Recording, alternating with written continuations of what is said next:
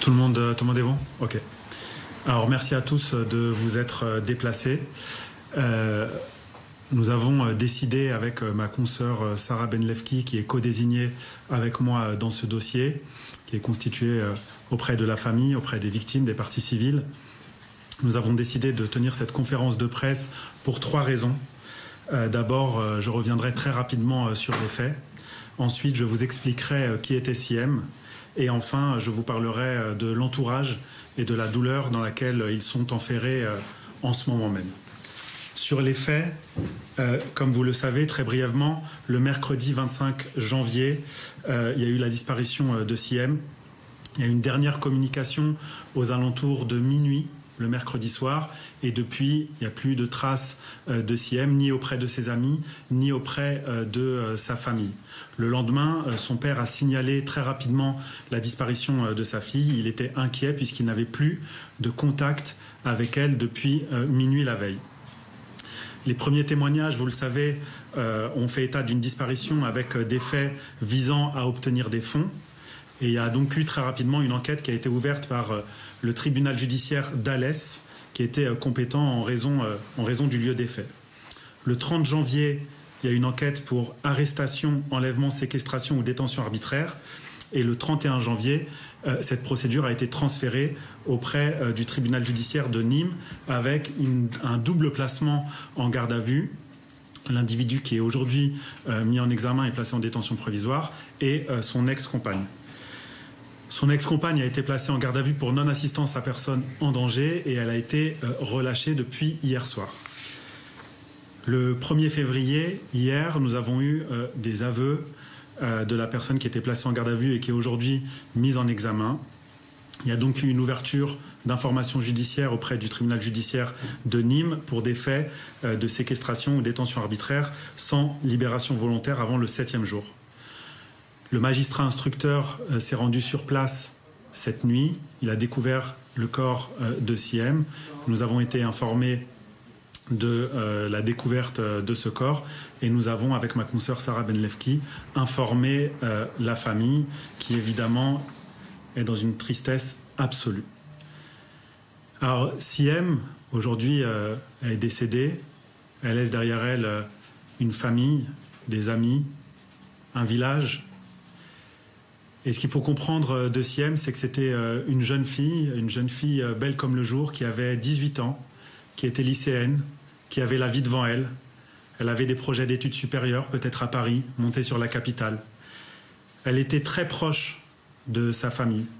Et plus globalement, elle était très proche de tous ceux à qui elle pouvait rendre service. C'est la raison pour laquelle on perd sa trace chez sa grand-mère, aux alentours de 22h30, parce qu'elle était partie rendre visite à sa grand-mère après être allée chez son père. Elle était très famille, elle était toujours dans le partage, aimée de tous, heureuse de vivre, et encore une fois, avec la vie devant elle qui lui a été confisquée et qui, évidemment, concomitamment, a été confisquée à tous les membres de sa famille.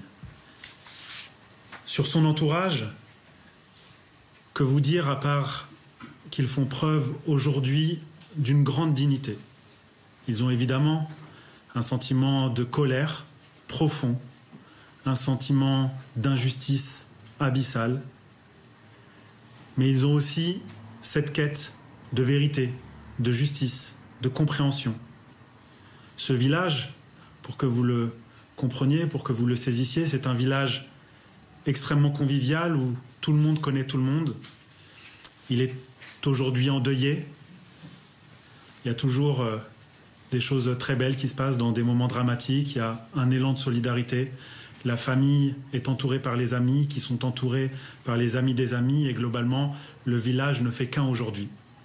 Un autour de Siem, de la mémoire de Siem, de ce qu'elle était et de ce qu'elle restera très probablement tout le temps auprès de ceux qui l'aiment.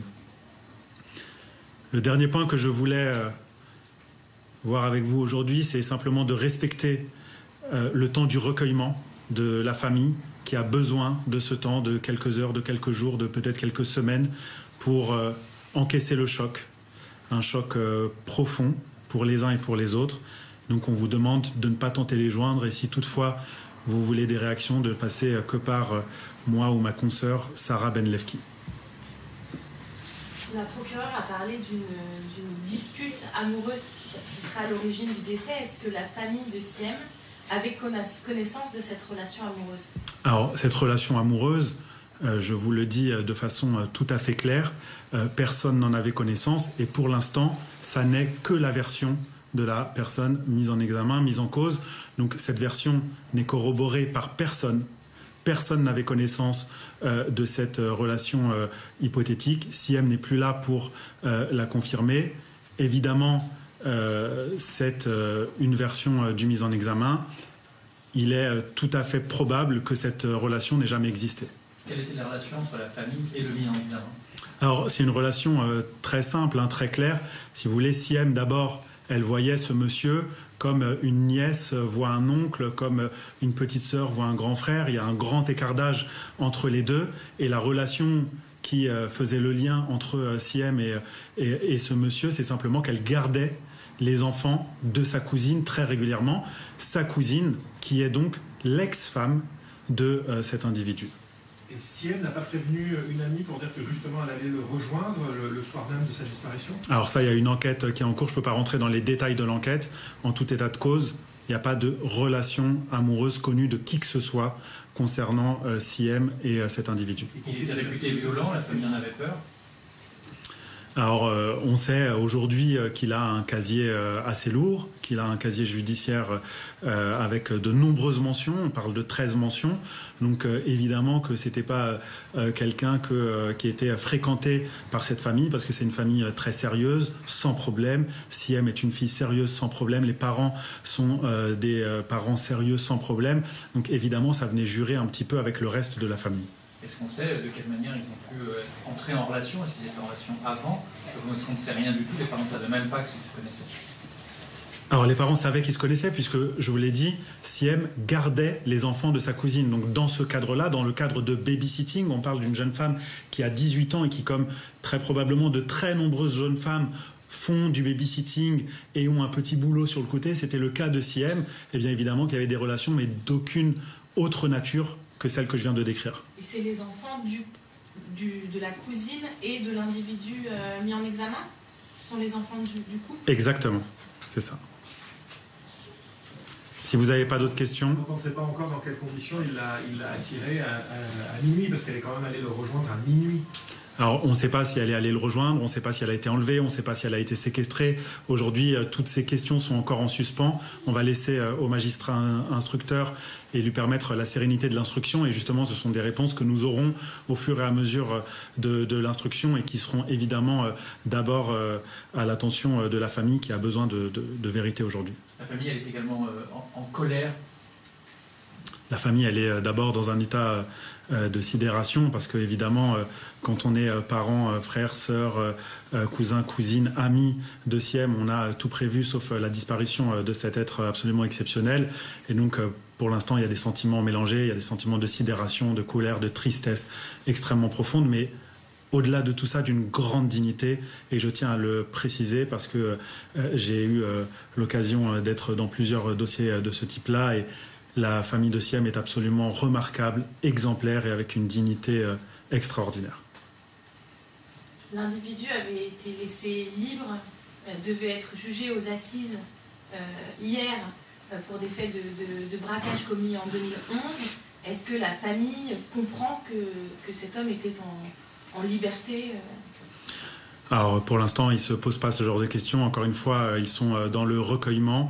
Évidemment, on sait qu'il devait comparaître aujourd'hui ou hier devant la cour d'assises.